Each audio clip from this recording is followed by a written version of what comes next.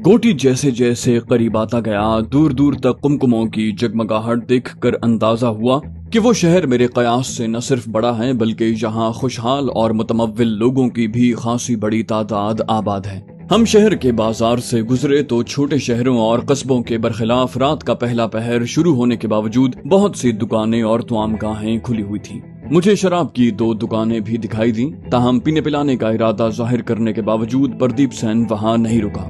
उसने यकीनन अपने अय्याशी के अड्डे पर मनपसंद शराबों का जखीरा रखा हुआ होगा।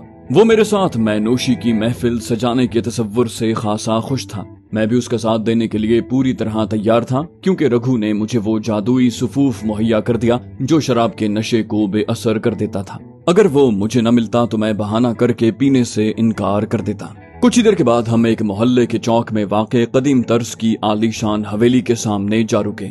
मैंने मुशाहिदा किया कि उस चौक में लगभग उसी तर्ज की मजीद 3 हवेलियां वाक़े हैं और उनके माबैन लगभग 40-40 गज का फासला है। अलबत्ता मुझे वो बाकी तीनों हवेलियां गैर आबाद दिखाई दी। अलबत्ता प्रदीप सेन की हवेली के बहुत बड़े से नक्शी चौबी दरवाजे पर भी भारी भरकम कुफल लगा देखकर मुझे हैरत हुई। मेरी ये कैफियत प्रदीप ने फौरन ही भांप ली। उसने जीप से उतरते हुए कहा, ये महफूज इलाका है, मुझे यहाँ पहरेदार मुतय्यन करने की जरूरत नहीं है। फरलांग भर फासले पर पुलिस थाना है। वैसे भी गोटी में चोरी चकारी न होने के बराबर है। कोई वारदात हो भी जाए तो मुजरिम ज्यादा दिन बच नहीं पाता। उसने अपनी जेब से कुंजियों का भारी सा गुच्छा निकाल कर कुफल खोला और हम एक खासी कुशादा राहदारी से गुजरकर एक बड़े से सहन में जा पहुंचे। वहाँ एक कुमकुमा पहले से रोशन था। प्रदीप ने किसी गोशे में नस्ब बटन दबाए तो पूरा सहन जगमगा उठा।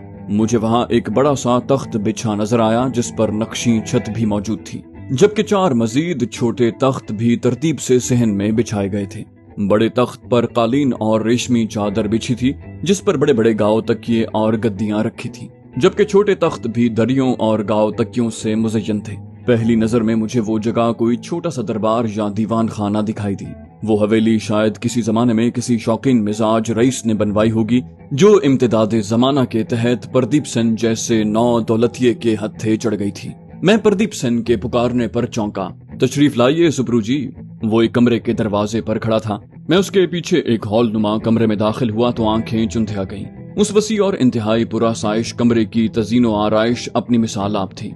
फर्श पर एक से दूसरे सिरे तक दबीज कालीन, अंग्रेजी तर्ज की आरामदेह नशिस्तें, छत से आवेजा बिलोरी फानूस, दीवारों पर चिस्पा 9 बनौ तस्वीर, गरज के हर चीज से अमारत और खुश ज़ौक़ी आया थी। गांव की हवेली की तजीनो आराइश तो उसके मुकाबले में कुछ भी नहीं थी। तभी मेरी नजर कमरे के किसी जदीद क्लब के बार से मुशाबे एक मैखाने पर पड़ी, जहां शराब की दर्जनों रंग बिरंगी बोतलें अपने ऐन ऊपर नस्ब कुमकुमे की रोशनी में जगमगा रही थीं। प्रदीप सेन फखर आमेज नजरों से मुझे कमरे का जायजा लेते देख रहा था। मैंने उसके जज्बा तफाखुर को मायूस नहीं किया।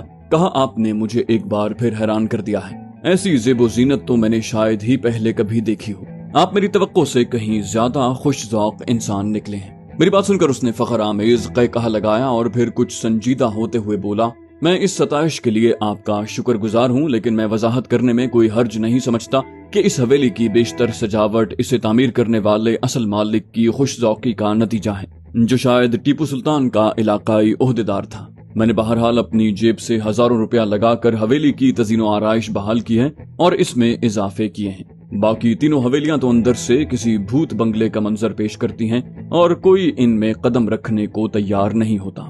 मैंने कहा, लेकिन इस चौक में बाकी तीनों हवेलियां भी लगभग ऐसी ही हैं जैसे एक ही मालिक ने तामीर करवाई हों। प्रदीप ने कहा, आपने बिल्कुल ठीक कहा। मेरा ख्याल है ये 4 हवेलियां उस हवेली के मालिक ने अपने साथियों के साथ बाहमी इत्तेफाक राय से तामीर करवाई होंगी। ये भी मुमकिन है कि ये 4 हवेलियां उस जमाने में मैसूर की सरकार की मिल्कियत रही हों और इलाकाई ओहदेदारों की रिहाइश के लिए तामीर करवाई गई हों। बहरहाल अब ये रियासती सरकार की मिल्कियत है और ये हवेली मैंने नीलामी में 50,000 रुपए की बोली देकर खरीदी है और 6-7 हजार रुपया मजीद खर्च करके इसे रिहाइश के काबिल बनाया है। इसमें बिजली भी मैंने लगवाई है। मैंने मुस्कुराते हुए कहा, आपने अपनी जिंदगी से भरपूर अंदाज में लुत्फानंदोज होने के लिए बिलाशुबा बहुत ही मौजू जगह का इंतखाब किया है। यहाँ तो किसी की मुदाखलत का सिरे से कोई इम्कान ही नहीं है। प्रदीप सेन ने अपने मखसूस क़हक़हे से मेरे तबसरे का जवाब दिया। तभी मैंने कहा, प्रदीप जी, नाकाबिल तस्खीर कला दिखाई देने वाली इस हवेली को पहरेदार की तो वाकई कोई खास जरूरत नहीं है। लेकिन इतनी बड़ी हवेली की सफाई सुथराई और खाना वगैरह पकाने के लिए तो मुलाजिमों की पूरी फौज दरकार होती होगी। मेरी बात सुनकर प्रदीप सेन ने कहा, मेरे कब्जे में आने के बाद से इस हवेली में कभी खाना नहीं पका। जेब में रुपया है और शहर के बाजार से बेहतरीन खाना मिल जाता है, तो फिर इस बखेड़े में पड़ने की जरूरत क्या है। हाँ, मेरी खिदमत के लिए आलोक कुमार नामी एक खादिम मौजूद है जो सिर्फ मेरी मौजूदगी में इस हवेली में आता है। हफ्ते में 3 बार हवेली की सफाई सुथराई करवाना भी उसी की जिम्मेदारी है। आज मेरी आमद की इत्तला उसे पहले से है और वो शहर से बर्फ खरीद कर यहाँ पहुँचने ही वाला है। प्रदीप ने उस हॉल नुमा कमरे में खुलने वाले एक दरवाजे पर लगा बहुत ही मजबूत और भारी कुफल खोला और मुझे अपने पीछे कमरे में दाखिल होने की दावत दी। वो इंतहाई खूबसूरती से सजी ख्वाबगाह थी। दीगर तमाम लवाजिम के अलावा उस कमरे की खास बात ये थी कि उसकी एक दीवार में वोल्टास कंपनी का एयर कंडीशनर नस्ब था। मुझे तवज्जो से जायजा लेते देखकर प्रदीप सेन ने कहा, गोटी शहर में पहली बार मैंने एयर कंडीशनर मुतारिफ करवाया है। आपने शायद देखा नहीं, ऐसा ही एक एयर कंडीशनर बाहर वाले हॉल में भी नस्ब है। मैं इन्हें मुंबई में कंपनी के शोरूम से खरीद कर लाया था और कंपनी के इंजीनियर इसे यहाँ लगा कर गए थे। मैंने हंसते हुए कहा, इसीलिए आपका जागीर वाली हवेली में दिल नहीं लगता, ऐसी अय्याशियां वहाँ कम है ना। उसने हंसकर मेरी बात टाल दी। उसने हॉल कमरे में पहुंचकर वहां का एयर कंडीशनर चला दिया और वहां खुलने वाला एक दरवाजा दिखाकर बताया कि आज रात के लिए वो कमरा मेरी ख्वाबगाह है। ये सुनकर मैंने दबीज गद्दी वाले दीवान पर नशिस्त जमा कर हंसते हुए कहा, ये ठंडा कमरा छोड़कर मैं वहां क्यों सोने जाऊंगा प्रदीप सेन जी। आपको चाहिए वहां भी कमरा ठंडा करने वाली ये मशीन लगवा लें। प्रदीप सेन कुछ संजीदा होते हुए बोला, ये बात तो आप ठीक कह रहे हैं सुप्रू जी।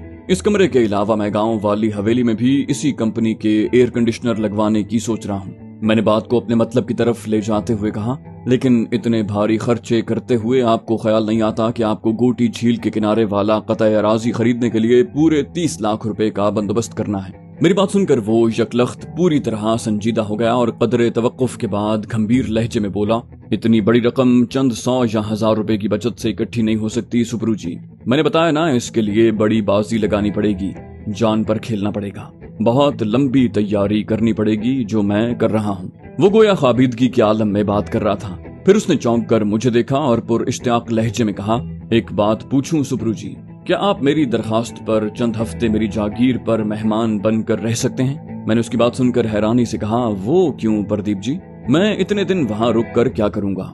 वो कुछ देर गालिबन अपना मौकिफ तरतीब देता रहा, फिर बोला, यूं समझें सुप्रू जी कि मुझे चंद हफ्तों के लिए आपकी माहिराना खिदमात दरकार हैं, जिसके इवज में आपको माकूल नजराना पेश करूंगा।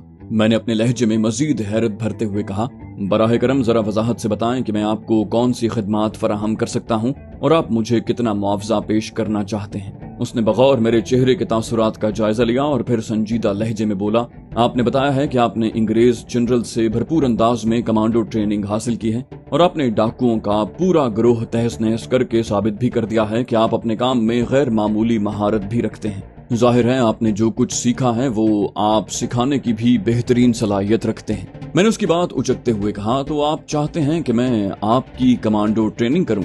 मुझे कोई एतराज नहीं, लेकिन मैं आपको बता दूं कि ये ट्रेनिंग जान तोड़ मेहनत का तकाजा करती है और इसके लिए जिस्मानी तौर पर मुकम्मल फिट होना जरूरी है, वरना संगीन खमियाजा भुगतना पड़ सकता है। वो खामोशी से मेरी बातें सुनता रहा, फिर मलूल सी मुस्कुराहट के साथ बोला, मुझे अच्छी तरह मालूम है कि मैं ऐसी तरबियत का अहल नहीं हूँ। मैं तो अपने कारिंदों को बुनियादी कमांडो ट्रेनिंग दिलवाना चाहता हूँ। वो हथियार चलाने में तो माहिर हैं, लेकिन माहिराना अंदाज में मारपीट या हरबी हिकमत अमली तैयार करने में बिल्कुल कोरे हैं। आप उन्हें ये भी सिखा सकते हैं कि हंगामी सूरत हाल में कौन कौन से हरबे इस्तेमाल किए जा सकते हैं। मुझे ये खिदमात फराहम करने पर मैं आपको माहाना 3000 रुपया मुआवजा पेश कर सकता हूँ। मैंने प्रदीप सेन की बात गौर से सुनी और फिर कुछ देर सोचने का नाटक करके कहा, माहाना 3000 रुपया खासा माकूल मुआवजा है, लेकिन उसने मेरी बात काटते हुए कहा, चले मैं आपको 4000 रुपया महीना देने को तैयार हूँ, बस आप हाँ कह दें।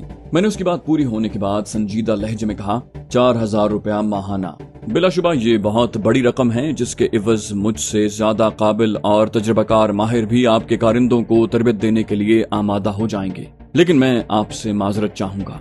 मेरी तरफ से साफ इनकार सुनकर वो बुरी तरह मुस्तरिब हो गया।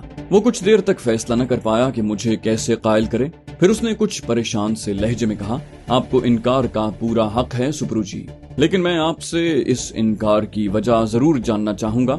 आप चाहें तो मैं रकम में इजाफा कर सकता हूँ। मैंने बेनियाजी से कहा, बात रकम की नहीं है प्रदीप सेन जी, बस मैं ये पेशकश कबूल नहीं कर सकता। मैंने ये ट्रेनिंग पैसा कमाने के लिए हासिल नहीं की है, ना ही मैं उन रुपयों के लालच में खुद को इतने अरसे तक कहीं महदूद कर सकता हूँ। वैसे भी मैं किसी ऐसी सरगर्मी में खुद को मुलव्विस करना पसंद नहीं करता। मेरा आखिरी जुमला सुनकर वो चौंका। बोला, मैं आपका मतलब नहीं समझा सुप्रू जी। मैंने मजबूत गंभीर लहजे में कहा, मेरा मतलब सीधा है प्रदीप जी, मुझसे दिल लगाकर तरबियत हासिल कर लेने वाला आपका हर कारिंदा अपनी जगह पर एक तबाहकुन हथियार बन जाएगा, जो तनतनहा बहुत से मद्दे मुकाबिल ज़ेर करने के काबिल हो जाएगा। अगर उसे किसी तखरीबी मकसद के लिए इस्तेमाल किया गया तो वो नाकाबिल तसव्वुर तबाही फैलाएगा। मैं चंद हजार रुपयों के लिए इतनी सारी हलाकत खेज इंसानी मशीनों की तैयारी का वबाल अपने सर नहीं ले सकता। प्रदीप सेन ने गहरी तवज्जो और कुछ तशवीश के साथ मेरी बातें सुनी और कदरे सोच विचार के बाद कहा, मैं आपको यकीन दिलाता हूँ कि ये कारिंदे खतरनाक तरबियत हासिल करने के बाद भी मेरे इशारे के पाबंद रहेंगे। यूं समझें कि उन सब की शहरग मेरे अंगूठे के नीचे है।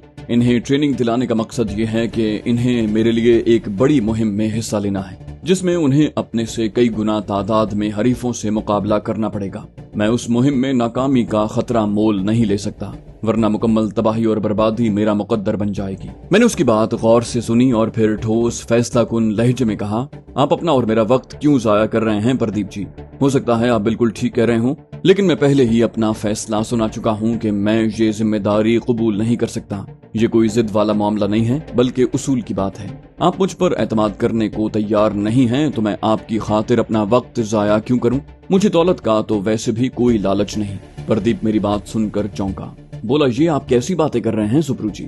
मैं आप पर पूरा एतमाद करता हूँ, इसीलिए तो आपसे ये दरखास्त की है। मुझे पूरा यकीन है कि आप ये जिम्मेदारी बतरीके एहसन निभा सकते हैं। मैंने संजीदा लहजे में कहा, आप गलत समझे हैं प्रदीप जी। मेरा मतलब ये है कि आपको मुझ पर भरोसा नहीं है, इसलिए मुझसे राजदारी बरत रहे हैं। दूसरी तरफ ये ख्वाहिश भी रखते हैं कि मैं आपकी मुआवनत करूं। ये सूरत हाल कम से कम मेरे लिए तो काबिल कबूल नहीं है। प्रदीप सेन हैरत से मुंह खोले मेरी बात समझने की कोशिश कर रहा था। मैंने बात जारी रखी, कहा, चले मैं आपको समझाता हूँ। आप एक अच्छी नस्ल का कुत्ता खरीद कर उसे कुत्तों को सधाने और तरबियत देने के माहिर के हवाले करते हैं और उसे कहते हैं कि इसे बेहतरीन तरबियत दो। आप ही बताइए कि वो तरबियत देने वाला आपसे ये नहीं पूछेगा कि आप इस कुत्ते को किस खास मकसद के लिए तरबियत दिलवाना चाहते हैं। यानी आपको इस कुत्ते से घर की रखवाली करवानी है या इसे कुत्तों की दौड़ में शामिल करना चाहते हैं, और ये भी मुमकिन है कि आप इसे शिकार के लिए सधाना चाहते हो। मैंने लम्हा भर के तवक्कुफ के बाद कदरे जारिहाना लहजे में बात जारी रखी, कहा, मुझे उम्मीद है कि मेरी बात आपको कुछ जरूर समझ में आ गई होगी। आप अपने कारिंदों को किसी खतरनाक मुहिम के लिए कमांडो ट्रेनिंग तो दिलवाना चाहते हैं, लेकिन ये पोशीदा रखने पर तुले हुए हैं कि वो मुहिम है क्या, इन कारिंदों को किस तरह के हालात का सामना करना पड़ेगा, इन्हें ज़ेर-ए-आब कार्रवाइयां करनी पड़ेंगी या पहाड़ सर करने होंगे, इन्हें मुसल्लह झड़प दरपेश होगी या जिस्मानी जोर आजमाई का सामना होगा। अगर आप उन्हें हर तरह के हरबी मकासद के लिए तैयार करना चाहते हैं तो इसके लिए तो 1 साल की भी तरबियत कम है। अलबत्ता अगर मिशन की नौयत मालूम हो तो चंद हफ्तों में मखसूस मकासद के लिए तरबियत दी जा सकती है। मेरी जबान से अल्फाज की जलगार थमी तो प्रदीप सेन ने एक गहरा सांस लिया और फिर संजीदा लहजे में कहा, आपका मौकिफ अपनी जगह बिल्कुल दुरुस्त है सुप्रू जी। यकीन करें मुझे आप पर पूरा भरोसा है, लेकिन मैं आपकी तरफ से ये जिम्मेदारी कबूल कर लेने का पूरा यकीन होने के बाद आपको शरीक राज करना चाहता था, क्योंकि ये बहुत हसास मामला है। अगर ये बात निकल गई तो न सिर्फ मेरा झील किनारे नया शहर आबाद करने का ख्वाब मिट्टी में मिल जाएगा, बल्कि मैं बहुत बड़ी मुश्किल में भी फंस जाऊंगा। मैंने मुस्कुराते हुए कहा, ये तो बिल्कुल वही मुर्गी पहले या अंडा वाली सूरत हाल है। यानी आप मुझे शरीक राज करने के लिए मेरी हामी भरने के मुंतजिर हैं, और मैं इसलिए आपकी पेशकश कबूल करने से गुरेजा हूँ कि आप मुझ पर एतमाद करके अपने राज में शरीक नहीं कर रहे। अच्छा, चले मैं आपकी बात मान लेता हूँ। मैं आपके कारिंदों को कमांडो ट्रेनिंग देने के लिए तैयार हूँ। अब वो मिशन बताइए जिसके लिए मुझे उनकी तरबियत करनी है। वो कुछ कहने ही वाला था कि लगभग 40 साल उम्र और शरीर बदन का सांवला सा एक शख्स दरवाजे से अंदर दाखिल हुआ। उसने निहायत मौदबाना अंदाज में हम दोनों को प्रणाम किया। प्रदीप सेन ने उसे आलोक के नाम से मुखातिब करके मकामी जबान में उससे कुछ पूछा। जवाब में नौवारिद शख्स ने इस्बात में सर हिलाया और मजीद चंद लम्हों में कोई इत्तला बहम पहुंचाई। उसने जो कुछ कहा उसमें से मुझे ज्यादा कुछ तो समझ नहीं आई, अलबत्ता महिपाल और सरस्वती के नाम सुनकर मुझे उसकी गुफ्तगू का मफहूम समझ में आ गया। आलोक कुमार के बाहर जाने के बाद प्रदीप सेन ने मसरूर लहजे में बताया, आलोक बता रहा है कि ये यहाँ आने से पहले महिपाल से मिलकर आया है। वो सरस्वती को साथ लेकर रात 10 बजे तक यहाँ पहुँच जाएगा। اب آپ بتائیں کہ سرسوتی کے آنے کا انتظار کرنا ہے یا ہم اپنے پینے پلانے کی محفل کا آغاز کریں؟ میں نے کہا جیسے آپ کی مرضی پردیپ جی، یہ بتائیے کہ کیا آپ کی سرسوتی بھی پیتی ہے؟ اس نے نفی میں سر ہلاتے ہوئے کہا نہیں، مگر مہیپال سے پتہ چلا ہے کہ اسے اپنے گاہکوں کے پینے پر کوئی اعتراض نہیں۔ میں نے کہا پھر تو آپ ابھی میں کشی کی محفل سجا سکتے ہیں۔ آپ میرے لیے اپنی پسند کے مشروب کا جام بنائیے، میں اتنے میں غسل خانے میں اپنا حلیہ درست کر کے آتا ہوں۔ پردیپ نے اس بات میں سر ہلایا اور بار کی طرف جانے کے لیے اٹھنے کی کوشش کرنے لگا۔ غسل خانے میں پہنچ کر میں نے 2-3 چٹکی نشے سے محفوظ رکھنے والا سفوف تھوڑے سے پانی میں گھول کر حلق سے اتار لیا اور اسے معدے میں پہنچا کر اپنا اثر دکھانے کی مہلت دے کر واپس پردیپ کے پاس لوٹ آیا۔ اس نے گہرے سنہرے مشروب کا جام ہاتھ میں تھام رکھا تھا جس میں برف کے ٹکڑے تیر رہے تھے، جبکہ ویسا ہی ایک جام سامنے میز پر رکھا تھا۔ اس نے اپنا جام میری طرف بلند کر کے میرا خیر مقدم کیا اور کہا میں نے آج کی محفل کا آغاز بلیک لیبل سے کیا ہے، امید ہے تمہیں میرا انتخاب پسند آئے گا۔ میں نے تمہارے جام میں بھی اتنا ہی سوڈا ملایا ہے جتنا میں اپنے لیے پسند کرتا ہوں، امید ہے تمہیں یہ ڈرنک زیادہ ہارڈ نہیں لگے گا۔ میں نے ہنستے ہوئے جام اٹھایا اور پردیپ کو کہا آپ فکر نہ کریں پردیپ جی، میں باقاعدگی سے نہیں پیتا لیکن کوئی بھی ڈرنک میرے لیے زیادہ ہارڈ نہیں ہے، نہ ہی میں زیادہ پینے سے ناک آؤٹ ہوتا ہوں۔ یہ کہہ کر میں نے جام سے ایک بڑا سا گھونٹ لیا۔ میں پہلے سے ذہنی طور پر تیار تھا، اس کے باوجود شیطانی مشروب مجھے سینہ چیرتے ہوئے معدے میں اترتا محسوس ہوا۔ اس کی کریہ بو الگ ناقابل برداشت محسوس ہو رہی تھی، لیکن میں نے اپنی اذیت پر قابو پاتے ہوئے تعریف بھرے لہجے میں پردیپ کو مخاطب کیا کمال چیز پلائی ہے پردیپ جی، سیدھی کلیجے سے جا کر ٹکرائی ہے، اتنی جاندار بلیک لیبل بہت کم پی ہے میں نے، لگتا ہے براہ راست ولایت سے امپورٹ کی ہے آپ نے۔ میری بات سن کر خوشی سے اس کی باتیں کھل گئیں۔ بولا بہت شکریہ سپرو جی، آپ نے ثابت کر دیا کہ آپ پینے پلانے کا بھی بہت اچھا ذوق رکھتے ہیں۔ دراصل میں معیار کے معاملے میں کوئی سمجھوتا نہیں کرتا، اچھی چیز تھوڑی مہنگی بھی مل جائے تو میں پیچھے نہیں ہٹتا۔ امید ہے آپ کو باقی برانڈز کی شرابیں بھی پسند آئیں گی۔ میں نے دل ہی دل میں اسے ڈھیروں لعنتوں سے نوازا۔